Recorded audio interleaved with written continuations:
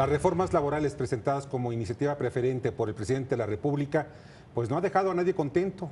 Algunas partes son fundamentales para el desarrollo del sector productivo del país, pero otras son consideradas por obreros, por trabajadores y por empresarios como un gran obstáculo. Y para platicar de ello se encuentra con nosotros el doctor José Luis de la Cruz, director del Centro de Investigaciones en Negocios y Economía del Instituto Tecnológico de Estudios Superiores en el Estado de México. Hola, ¿qué tal? ¿Cómo estás, José Luis? Muy bien, muchas gracias por la invitación. ¿Por qué no ha dejado a nadie completamente contento esta ley? Porque me parece que el desafío que buscó abarcar fue demasiado grande. Por un lado, se busca hacer una generación de reformas abocadas a impulsar el sector productivo, lo cual descansa en la flexibilización laboral, pero por otro también toca un lado político sindical muy delicado, en donde por la tradición corporativista de México se tienen fuertes relaciones de poder entre sindicatos, partidos políticos y gobierno. Entonces se vuelve algo demasiado complejo de manejar al mismo tiempo, sobre todo cuando se presenta una iniciativa preferente, la cual tiene muy poco tiempo para analizarse y dictaminarse. Ahora, ya se había pasado como la primera aduana, la Cámara de Diputados, y de alguna manera ya estaba como enfilada que en la Cámara de Senadores pues pudiera tener la gran posibilidad de que ya se convirtiera en ley, pero llega con muchas reformas.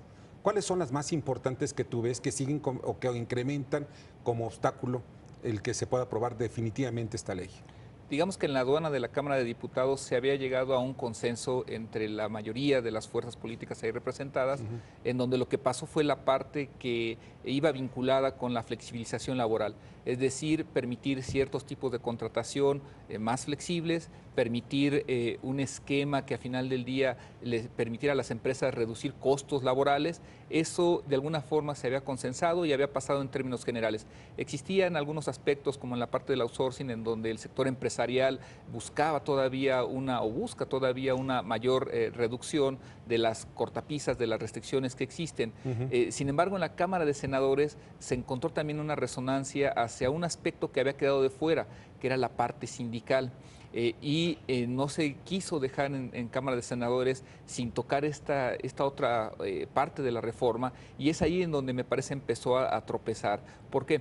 Porque ahí ya viene la parte política vinculada muy cercanamente a algunos partidos que tienen un peso importante tanto en Cámara de Senadores como en la parte de diputados, y es ahí donde se empiezan a revolver las cosas, y creo que es en donde se tiene el mayor desafío para que realmente pueda pasar ahora que se regresó nuevamente a diputados. El artículo 388 bis de la Ley Federal del Trabajo, que es la que se pide, por ejemplo, la senadora Barrales, y que escribió toda una serie de reformas al mismo, en donde pues habla precisamente en que los contratos colectivos de trabajo, entre otras cosas, tienen que ser aprobados también por las asambleas, cuando podía ser firmado anteriormente únicamente por el Comité Ejecutivo Nacional o el Comité Ejecutivo Directivo del sindicato.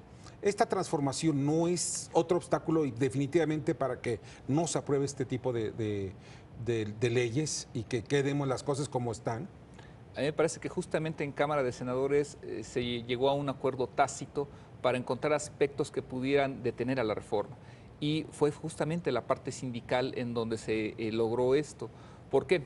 Porque al final de cuentas, a pesar de que la senadora fue la que impulsó este cambio, no se habría aprobado sin el consenso de otras fuerzas políticas. Es decir, propiamente ella pone la modificación, pone la firma, pero para poder salir ahí en la minuta tuvo que haber sido avalada, como ocurrió, por otras fuerzas distintas a las de su partido. Y entonces me parece que justamente lo que de manera implícita tenemos ahí es de que esta parte sindical es la que más está deteniendo la reforma y es la que se está utilizando justamente para detener las otras modificaciones que de alguna menor y mayor medida ya se ven aprobado en Cámara de Diputados, que era la parte de la flexibilización laboral.